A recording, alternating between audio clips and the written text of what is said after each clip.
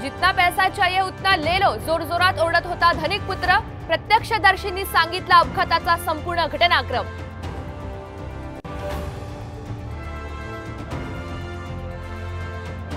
आरोपीच्या रक्ताचे नमुने बदलण्याच्या प्लॅनचा मास्टरमाइंड डॉक्टर तावरेच। सूत्रांची साम टीव्हीला माहिती। अग्रवाल आणि तावरेंमध्ये मोठी डील झाल्याचा संशय।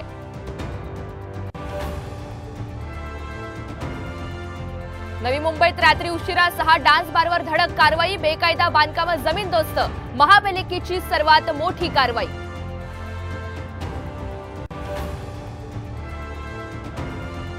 मालगाडीचे डबे घसरल्यानं डहाणू विरार लोकल सेवा ठप्प। मुंबईकडे येणाऱ्या प्रवाशांचे मोठे हाल। रेल्वे स्थानकांवर मोठी गर्दी।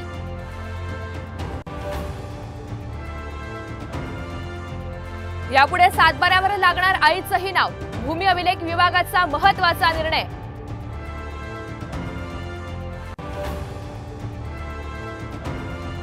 पाकिस्तानने 1999 साली लाहोर कराराचं उल्लंघन केलं, ती आपली चूक। तब्बल 25 वर्षांनंतर माजी पंतप्रधान नवाज शरीफ यांची कबुली।